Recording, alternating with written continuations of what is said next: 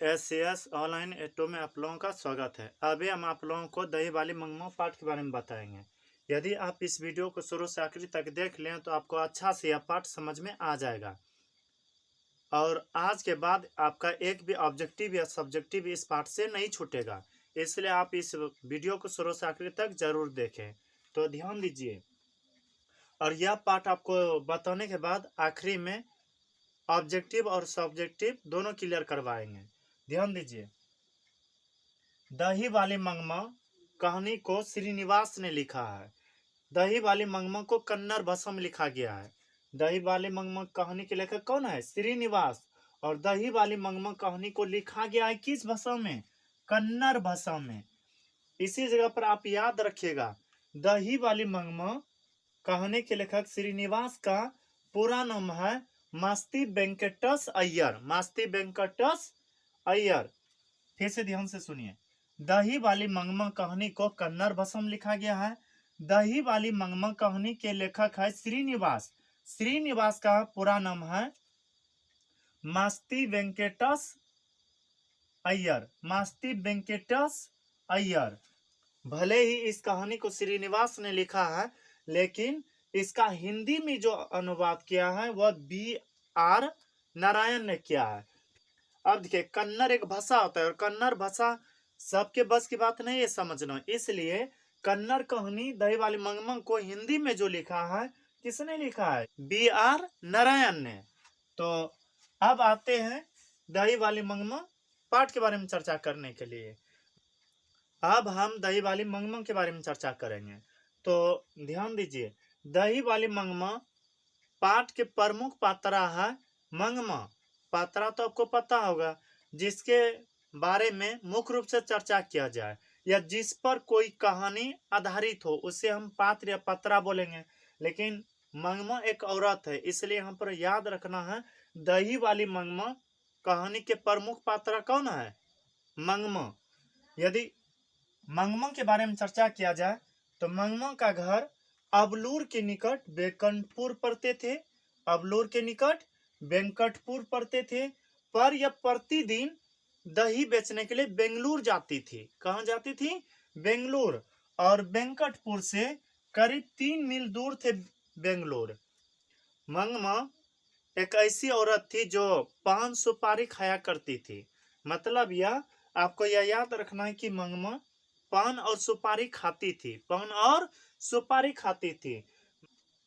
यदि मंगमा के बारे में चर्चा किया जाए तो मंगमा को एक बेटा, एक बहू, बहू को घरेलू भाषा में पुतहू या पतहू कहा जाता है। मंगमा को एक बेटा, एक बहू, एक पोता है।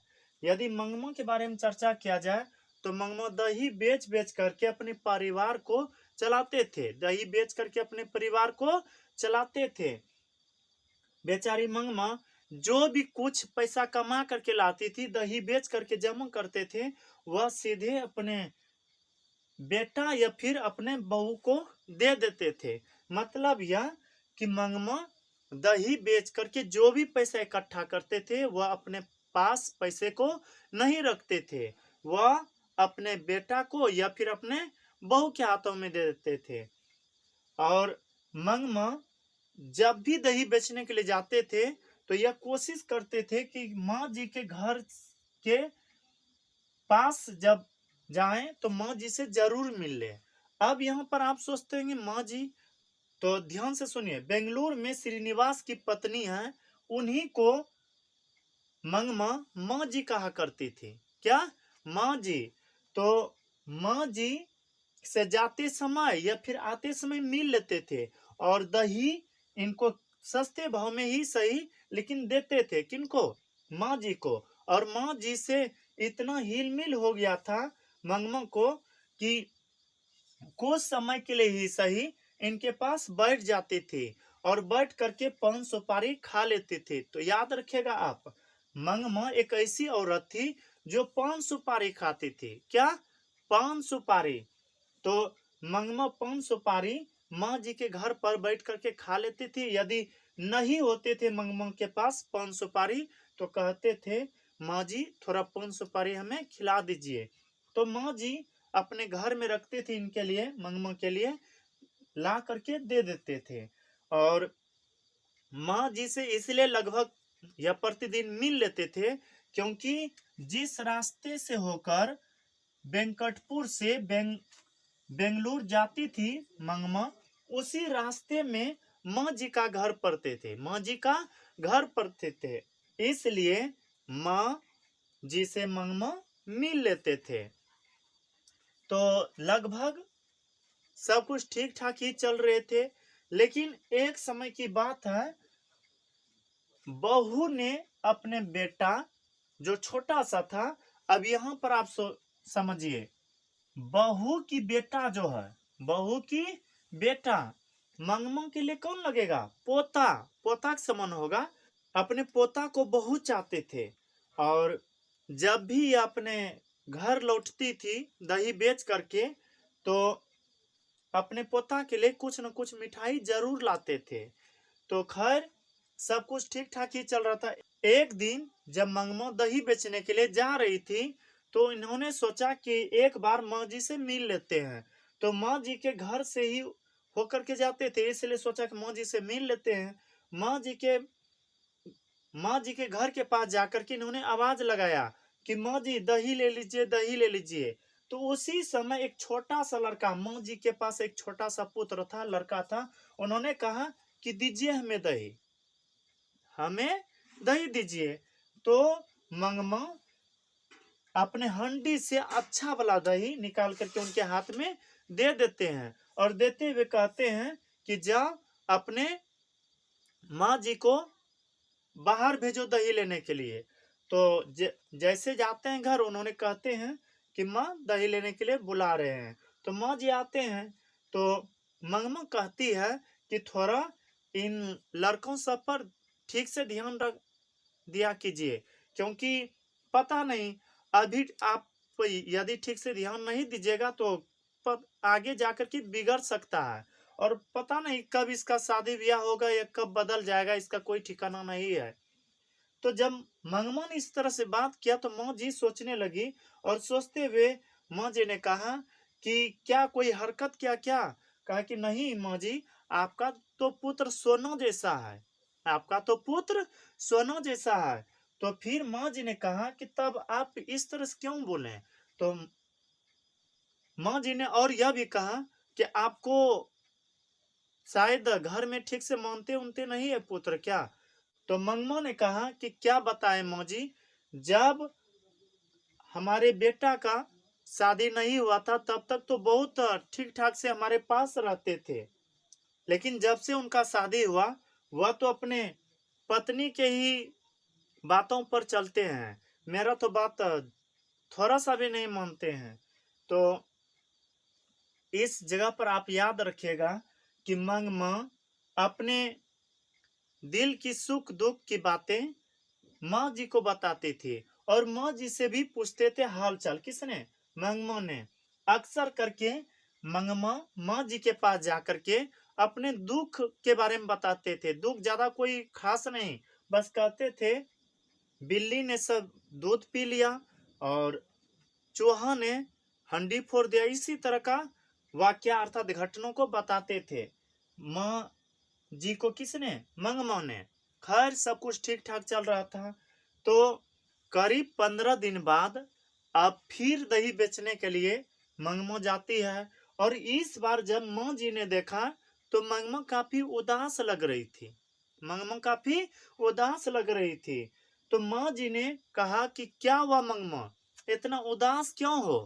तो मंगमा रोने लगी और रोते हुए कहने लगे, क्या बताए माँ जी, आज छोटा सा बात के लिए घर में विवाद हुआ और हमें बेटा और बहू ने अलग कर दिया। तो माँ जी ने पूछा कि आखिर क्या हुआ? तो मंगमा ने कह सुनाया कि पोता को ऐसे ही बहू पीट रहे थे, तो हम सोचे कि पोता को किसी तरह से बचा ले, पर जैसे ही बचाने के लिए चाहें, किनको? पोता को, वह बहू उनको छोड़ करके हमसे ही लड़ने लगी। मतलब यह कि मंगमा का जो पोता है वह बहुत प्यारा था, मंगमा नहीं चाहते थे कि पोता को कोई पीटे, पर इनके जो माँ थे इन्होंने उनको पीट रहा था, तो वही पिटाई इनको अच्छा नहीं लगा। इन्होंने सोचा कि हम इनको नहीं पीटने देंगे, और इतने में ही बहू किससे झगड़ने लगी? मंगमा से झगड़ने लगी। तो मंगमा कहने लगी, ठीक है, आने दे महाराजा को। महाराजा अपने पुत्र को कहते थे, आने दे महाराजा को, उसके बाद हम बताते हैं तुमको। तो उसी समय इनका पुत्र भी आ जाते हैं। जब पुत्र आते हैं तो मंगमा ने कह सुनाया कि देख, तुम्हारी पत्नी ने हमसे किस तरह से लड़ाई किया, और उस छोटे से बच्चे को पीट रहे थे, हम रोके हैं तो उल्टे हमसे ही लड़ने लगी। तो उतने में ही बहू कहने लगती है, यह क्या कहेंगे? मतलब यह कि बहू उल्टा सीधा मंगमा को सुनाने लगे। किनके सामने? बेटा के सामने। और बेटा चुपचाप देख रहे थे। माँ ने कहा कि देख रहे हो ना, तुम्हारे सामने भी किस तरह से बात कर रही है। तो पुत्र माँ के तरफ ना बोलकर किनके तरफ बोल जाते हैं? अपने पत्नी के तरफ। किनके तरफ? अपने पत्नी के तरफ। तो माँ को काफी दुख हुआ। माँ ने सोचा कि कितना हम लाड़ प्यार से अपने पुत्र को इतना बड़ा किए, और आज हमसे मुंह मोड़ कर अपने पत्नी के प्रति यह पक्षधर बनते हैं। और इनके बेटा ने ही कहा था कि यदि माँ तुम्हें इस घर में ठीक नहीं लग रहा है, हम लोगों के साथ में ठीक नहीं लग रहा है, तो तुम अलग अपना खाना बना लो, और तुमको तो बैल गाय जानवर इत्यादि है ही, तुम अच्छा से रह लो। किसने कहा दिया? बेटा ने कहा दिया। जैसे ही कहा, बहुत दुख हुआ। किनको? मंगमा को।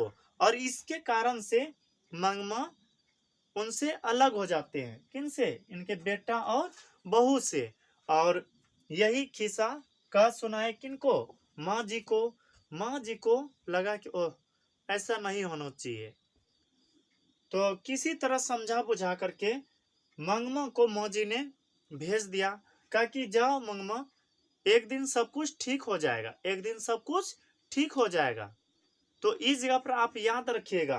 तो इस जगह पर आपको पूछ सकता है, मंगमा और बहू नजम्मा के बीच किस बात को लेकर विवाद था? तो यहाँ पर यह बात था, मंगमा चाहते थे कि इस घर में अभी मेरा अधिकार चले, क्योंकि मंगमा दही बेचती थी, और इनका मानना था जब अभी हम काम कर रहे हैं, पैसा इकट्ठा कर रहे हैं, तो इस घर में मेरा बात चले।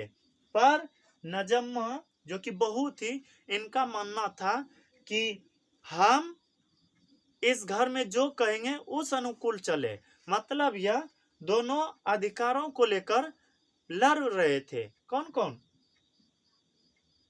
मंगमा और बहू नजम्मा।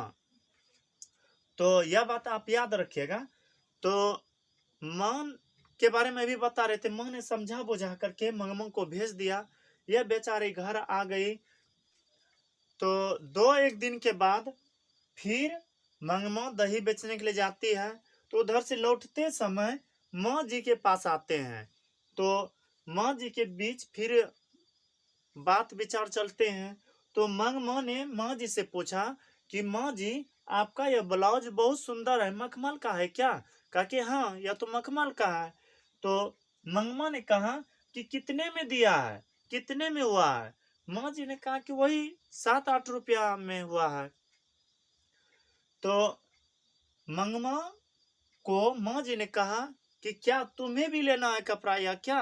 कहा कि हाँ, और ऐसे भी अब हमें पैसा किसके लिए रखना है? पहले तो जब हमारे पास बेटा बहू पोता रहते थे तो हम उनके लिए सोचते थे, अब तो हमारे पास कोई नहीं है, तो हम इस पैसा को क्या करेंगे? इसलिए हम सोचे हैं कि हम भी अब अच्छा अच्छा कपड़ा पहनेंगे, ठीक ठाक से रहेंगे। कौन कहते हैं? मंगमा। तो इन्होंने बता दिया कि 7-8 रुपयों में यह हो जाएगा। तो मंगमा उसी दिन दुकान से एक मखमल का कपड़ा खरीद कर ब्लाउज सिलाने के लिए दे देते हैं। मतलब यह कि मंगमा अब सोच लिया है कि हम ठीक ठाक से सज धज करके रहेंगे, और ऐसे भी हम अब पैसा किन के लिए जमा करेंगे, क्यों ना अपने शरीर पर वह पैसा खर्चा करें। अब मंगमा थोड़ा सज धज करके चलने लगी है, अच्छा अच्छा कपड़ा पहनने लगी है। एक दिन की बात है, एक बेंगलुरु में पढ़ने वाला लड़का था, वह गांव आया था, और वह जो लड़का था वह टाई पहना हुआ था। टाई जानते हैं ना, गले में जो होता है अच्छा सा, वह भी कह सकते हैं हम कि स्मार्ट में चलते थे। तो उन्होंने जब मंगमा को देखा तो वह आश्चर्यचकित हुआ कि यह इतना वृद्ध हो चुकी है और फिर भी इतना सुंदर सुंदर कपड़ा पहन रही है। तो उस लड़का ने मंगमा को कहा कि वाह मंगमा, क्या बात है, तुम अब मखमल का जैकेट पहनने लगे हो। तो मंगमा ने कहा कि तुम कौन सा अच्छा काम कर रहे हो, तुम भी तो गले में फसरी लगा करके चल रहे हो। मतलब यह उस जगह पर भी तू मैं हो गया। खैर अब किसी तरह से मंगमा ठीक ठाक से रह रही थी। तो मंगमा अब दही जब बेचने के लिए जाती है तो इनके आस पास लगभग नजर आने लगा है रंगपा। कौन? रंगपा। रंगपा एक मंगमा गांव के ही ज्वारी वारी था। ध्यान दीजिएगा, यहां से प्रश्न आएगा। रंगपा मंगमा के ही गांव का ज्वारी वारी था और यह बहुत शौकीन था। शौकीन का मतलब कपड़ा उपड़ा पहनते थे, कमाना उमाना कुछ नहीं, सिर्फ ऐसे ही डिंग डंग देना, घूमना। तो रंगपा ने सोचा कि अब मंगमा अपने बहू और बेटा से अलग रहने लगा है। अब बहू और बेटा से अलग रहने लगा है। और पहले जब बहू और बेटा के पास रहते थे मंगमा, तो उन्हीं को पैसा देते थे, अपने बेटा और बहू को पैसा देते थे। लेकिन अब तो उनके पास कोई नहीं है। इसका मतलब यह हुआ कि मंगमा जितना भी पैसा का दही बेचती है वह अपने ही पास रखते हैं। इसलिए रंगपा ने सोच लिया कि किसी न किसी तरह से इसका पैसा हमें लेना है। और ऐसा कहा भी जाता है, जब कोई औरत अकेली पड़ जाती है तो उन पर कई लोगों का नजर लगने लगता है। तो रंगपा ने सोचा कि क्यों ना मंगमा से पैसा लिया जाए। तो रंगपा अक्सर करके मंगमा को अमराई के कुआं के पास मिलने लगे। किस कुआं के पास? अमराई का कुआं। तो ध्यान दीजिएगा, अमराई का कुआं रास्ते में पड़ता था। जिस रास्ते से मंगमा दही बेचने के लिए जाती थी, उसी रास्ते में अमराई का कुआं था। उसी रास्ते में अमराई का कुआं था। तो किसी दिन चूना लेने के बहाने, किसी दिन और कुछ, इसी तरह से किसी न किसी बहाने रंगपा मंगमा से मिलने लगे। तो मंगमा को कुछ समझ में नहीं आने लगे कि यह अब क्या होने लगा। कारण यह था कि मंगमा अक्सर करके उनको मिल जाते थे। किसी दिन कहते थे कि मंगमा तुम कितना अच्छा लग रहे हो, तो वह मंगमा गुस्सा करके कहती थी, हम अच्छा लगने या नहीं लगने से तुम पर क्या प्रभाव पड़ता है। खैर किसी दिन चूना मांग लेते थे। चूना वह 5 सुपारी खाती थी। कौन? मंगमा। तो चूना किसी दिन मांग लेते थे। तो इसी तरह किसी न किसी बहाने उनको रास्ते मिल जाते थे।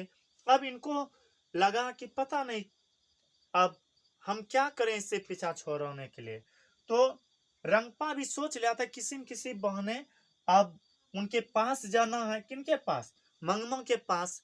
क्योंकि मंगमा के बारे में इनको यह पता चल चुका था कि मंगमा के पास अब काफी पैसा जमा होने लगा है। तो रंगपा ने एक दिन मंगमा को कहा कि मंगमा, मतलब जब मंगमा दही बेचने के लिए जा रही थी तो उसी समय अमराई कुआं के पास बैठा था। कौन? रंगपा। रंगपा ने कहा कि मंगमा इधर आओ। तो मंगमा सोचने लगी कि यदि हम नहीं जाएंगे तो पता नहीं यह क्या करेगा जबरदस्ती। इसलिए मंगमा उनके पास चले जाते हैं। किनके पास? रंगपा के पास। रंगपा कहता है कि बैठो। यह बेचारी बैठ गई। तो बैठने के बाद उन्होंने कहा कि तुम हमें कुछ कर्ज दे दो, तुम हमें कुछ कर्ज दे दो और हम फसल बेचते ही तुमको कर्ज का उधार चुका देंगे। मतलब यह कि हमें कुछ पैसा दे दो और जब हम फसल बेच लेंगे तो तुमको पैसा दे देंगे, वापस कर देंगे। कहा कि नहीं, मेरे पास पैसा नहीं है। कहा कि पता है तुम कहाँ कहाँ पैसा रखते हो। और इतने में ही रंगपा ने मंगमंग का हाथ पकड़ लिया। इतने में ही रंगपा ने मंगमंग का हाथ पकड़ लिया और मंगमा आश्चर्यचकित हो गए, क्योंकि मंगमा का हाथ इस तरह से शायद इनके पति ने भी नहीं पकड़े थे। किनके पति ने? मंगमा के पति ने भी इस तरह से हाथ नहीं पकड़े थे मंगमा का, जिस तरह से किसने पकड़ लिया? रंगपो ने पकड़ लिया। खैर किसी तरह से अपना हाथ को छुड़ाकर वहां से भाग निकले। कौन? मंगमा। और माँ जी के पास जब आए तो माँ जी के पास घबराहट दृष्टि से सब कुछ बता दिया कि ऐसा ऐसा बात है। माँ जी आप ही कोई व्यवस्था कीजिए, हमारे पास पैसा है और यदि हम पैसा को कहीं पर जमा नहीं किए तो पता नहीं वो किसी भी दिन अकेला हमें समझकर पैसा मेरा ले लेगा। तो माँ जी को कहा कि आप किसी तरह से मेरा जमा करवा दीजिए पैसा। तो माँ जी ने कहा कि ठीक है, हम अगला दिन बताएंगे। तो अगला दिन बेचारी पैसा ले करके ही गई थी। कौन? मंगमा। किनके पास? माँ जी के पास। पर माँ जी ने कहा कि अभी तो हम पूछे ही नहीं है। तो खैर इस तरह से रंगपा अब हरकत करने लगा था। और यह बात नजम्मा जो कि बहू थी मंगमा की, उनको पता चल गया कि रंगपा मंगमा को अकेली समझ करके उनको परेशान करते हैं। रियली बात यहाँ पर यह था कि मंगमा वास्तविक में इस जगह पर यह था कि रंगपा मंगमा से पैसा चाहते थे।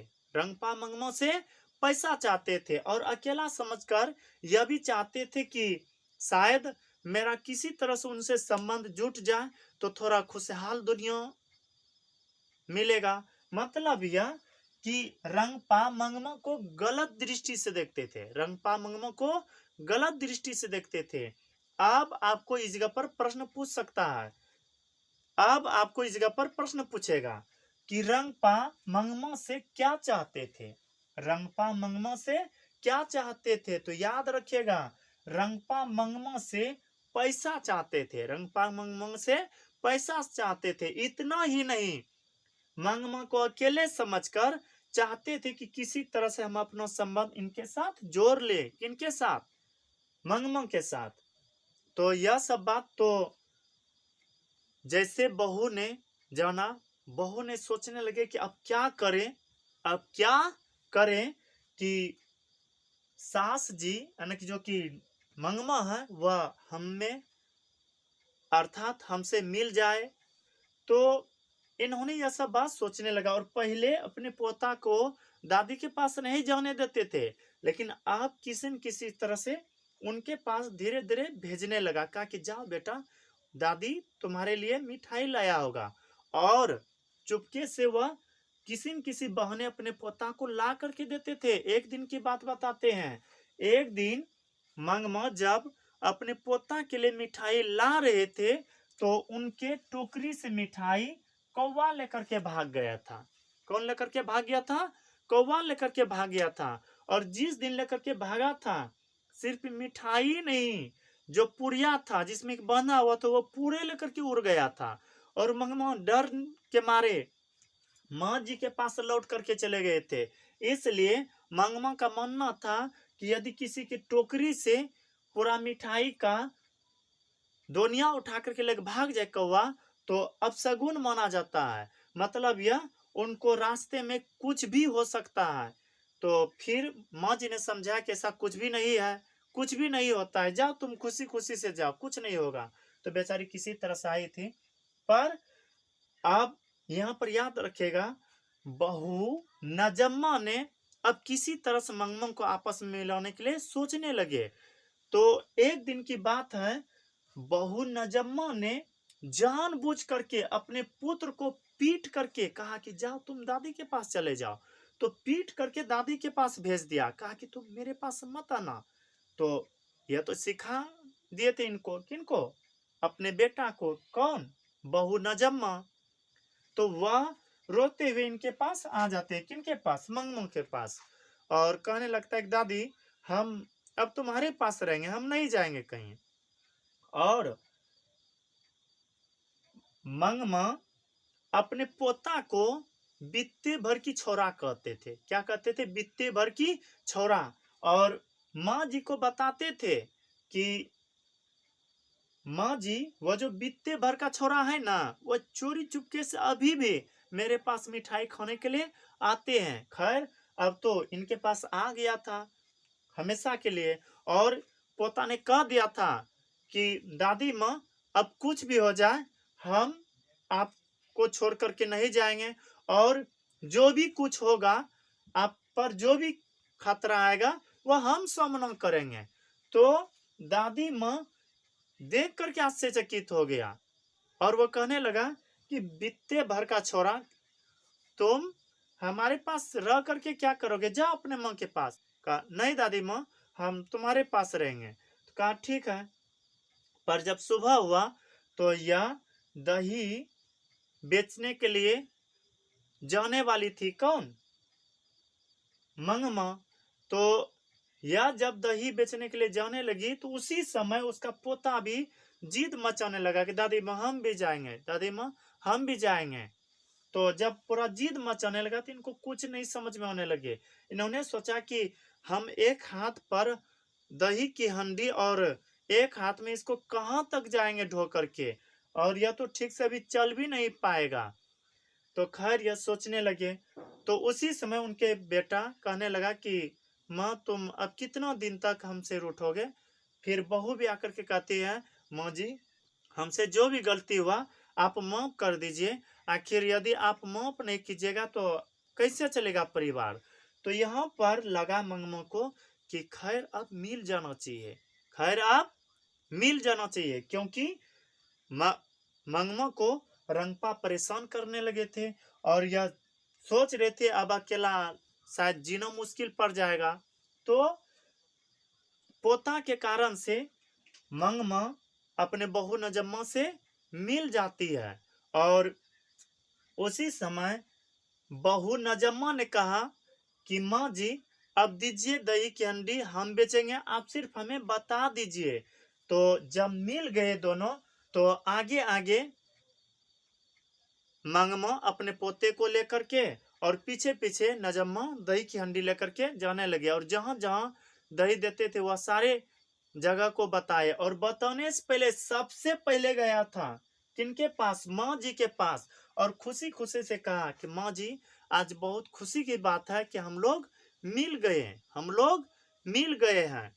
तो ध्यान दीजिए आपको ऑब्जेक्टिव में पूछेगा दही वाली मंगमा कहानी को किस भाषा में लिखा गया है, तो कन्नड़ भाषा में लिखा गया है। किस भाषा में? कन्नड़ भाषा में। दही वाली मंगमा कहानी के लेखक कौन है? श्रीनिवास है। कौन है? श्रीनिवास। दही वाली मंगमा कहानी के लेखक श्रीनिवास का पूरा नाम क्या है? मास्ती वेंकटेश अय्यर। श्रीनिवास का जन्म कब हुआ? 6 जून 1891 ईस्वी। श्रीनिवास का जन्म स्थल कहाँ है? कोलार, कर्नाटक। दही वाली मंगमा जो कन्नड़ भाषा में लिखा गया था, इनको हिंदी में अनुवाद किसने किया? B.R. नारायण ने। पान सुपारी कौन खाती थी? मंगमा। दही वाली मंगमा पाठ के प्रमुख पात्रा कौन है? मंगमा है, इसलिए क्योंकि मंगमा पर ही यह आधारित कहानी है। मंगमा की बहू कौन थी? नजम्मा थी। मंगमा की बहू कौन थी?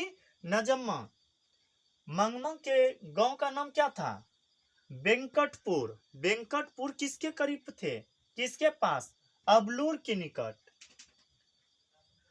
मंगमा कहाँ दही बेचने के लिए जाती थी? बेंगलुरु। वेंकटपुर से बेंगलुरु कितना दूर थे? 3 मील दूर। अमराई का कुआं कहाँ था? रास्ते में था। अमराई का कुआं कहाँ था? रास्ते में था। मंगमा को कौन परेशान कर रहे थे? रंगपा। अब यहां से यह भी पूछ सकता है रंगपा कौन था?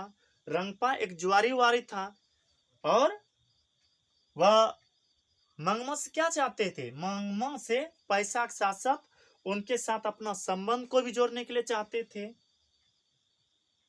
मंगमा अपने दुख सुख के बारे में किनको बताते थे? माँ जी को, यानी कि लेखक की पत्नी। मंगमा को कितने पुत्र थे? एक पुत्र।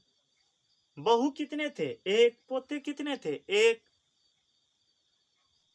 तो अब आपको इस पाठ से जो लॉन्ग पूछा जा सकता है उसके बारे में बात कर लेते हैं। तो आपको लॉन्ग मिल सकता है। मंगमा का अपने बहू के साथ किस बात को लेकर विवाद था? ध्यान दीजिए, यह पहला प्रश्न है इसका। मंगमा का अपने बहू के साथ किस बात को लेकर विवाद था? तो ध्यान दीजिएगा, इसका उत्तर होगा मंगमा का अपने बहू के साथ बस अधिकार की बात को लेकर विवाद था। मंगमा चाहते थे कि इस घर में अभी मेरा अधिकार चले, क्योंकि हम अभी दही बेच करके इस घर को चलाते हैं, तो इस घर में मेरा अधिकार चले। जबकि बहू नजम्मा चाहती थी कि आपका अधिकार बहुत चला, अब इस घर में किसका अधिकार चले? मेरा अधिकार चले। एक तरह से यहाँ पर चर्चा किया जाए तो बहू नजम्मा और सास मंगमा के बीच अधिकार को लेकर के विवाद था। और एक दिन बहू ने अपने पुत्र को पीटा और उसी बीच लेकर के मंगमा से तू में हो गया। मंगमा चाहते थे कि इस छोटा सा बच्चा को नहीं पीटा जाए, लेकिन इनके जो माँ थे उन्होंने इनको पीटने लगा था और इसी बीच लेकर के विवाद हुआ। फिर से एक बार सुनिए, प्रश्न है मंगमा का अपने बहू के साथ किस बात को लेकर विवाद था? तो यहाँ पर उत्तर को आप ठीक से समझिए। बहू नजम्मा ने अपने पुत्र को पीट रहा था और मंगमा जब उनको बचाने के लिए गए तो इसी के बीच तू में हो गया, यानी विवाद हो गया। लेकिन सिर्फ यही कारण नहीं है, बहू नजम्मा चाहती थी कि इस घर में अब मेरा अधिकार चले, इस घर में अब मेरा अधिकार चले। जबकि सास मंगमा जो है उनका मानना है कि अभी हम दही बेचकर के इस घर को चलाते हैं, तो इस घर में मेरा अधिकार चले। इसी बात को लेकर दोनों के बीच विवाद था। अब दूसरा प्रश्न है, रंगपा कौन था? वह मंगमा से क्या चाहता था? ध्यान से सुनिए, रंगपा कौन था? वह मंगमा से क्या चाहता था? तो इसका उत्तर होगा रंगपा मंगमा गांव के ही एक जुआरी वारी था। रंगपा मंगमा गांव के ही एक जुआरी वारी था जो कि मंगमा से पैसा चाहते थे। इतना ही नहीं, मंगमा को अकेले समझकर उनके साथ गलत संबंध जोड़ने के लिए चाहते थे। कौन? रंगपा। फिर से सुनिए, रंगपा मंगमा गांव के ही एक जुआरी वारी लोफर व्यक्ति था। यह बहुत शौकीन था। यह मंगमा से पैसा के साथ साथ उनके इज्जत प्रतिष्ठा पर भी हाथ डालने के लिए चाहते थे। कौन? रंगपा। उसके बाद तीसरा प्रश्न इसमें है, बहू ने सास को मनाने के लिए कौन सा तरीका अपनाया? बहू ने सास को मनाने के लिए कौन सा तरीका अपनाया? तो ध्यान दीजिए, बहू ने अपने सास मंगमा को मनाने के लिए कौन सा तरीका अपनाया? अपने बेटे को झूठ मूठ की पिटाई करके किसके पास भेज दिया? मंगमा के पास भेज दिया और इसी के बीच दोनों का मिलन हो गया। तो ध्यान से सुनिए, प्रश्न है, बहू ने सास को मनाने के लिए कौन सा तरीका अपनाया? तो इसका उत्तर होगा, जब बहू ने जाना कि मंगमा जो सास के समान थे, सास मंगमा के पीछे रंगपा पड़ा है, तो बहू ने सोचा कि अब जल्दी से मिला लेने से ही फायदा है अपने सास मां को। इसलिए अपने पुत्र की झूठ मूठ की पिटाई करके किनके पास भेज दिया? दादी मां मंगमा के पास भेज दिया और इसी के बीच मिल गया। एक तरह से यह भी हम कह सकते हैं बहू ने सास को मनाने के लिए नाटकीय रूप से अपने पुत्र की पिटाई करके दादी माँ के पास भेज दिया और इसी के बीच दोनों मिल गए। उसके बाद अगला प्रश्न है, मंगमा का सचित्र चित्रण कीजिए। ध्यान दीजिए, मंगमा का सचित्र चित्रण कीजिए। तो आप जो भी कुछ मंगमा के बारे में जानते हैं सब कुछ लिख दीजिए, यही चित्रण होगा। यदि ज्यादा नंबर का रहेगा तो थोड़ा बड़ा लिखिएगा और कम नंबर करेगा तो थोड़ा छोटा लिखिएगा। उसके बाद बोला है इस कहानी का सारांश प्रस्तुत करें। सारांश पूछ सकता है आपको, तो सारांश जब भी आपसे पूछा जाए तो पूरा पूरा आप लिख दीजिएगा जो भी इस कहानी के बारे में सीखे हैं। तो यदि यह वीडियो कम समझ में आया हो तो एक बार फिर से आप इस वीडियो को चला करके देख लें, और यदि यह वीडियो आपको अच्छा लगा हो तो आप हमारे वीडियो को लाइक करें। यदि आप पहली बार हमारे चैनल पर वीडियो देखने के लिए आए हैं तो हमारे चैनल को सब्सक्राइब कर लें, ताकि जो भी वीडियो हम अपलोड करें वह आप तक सबसे पहले पहुंच सके।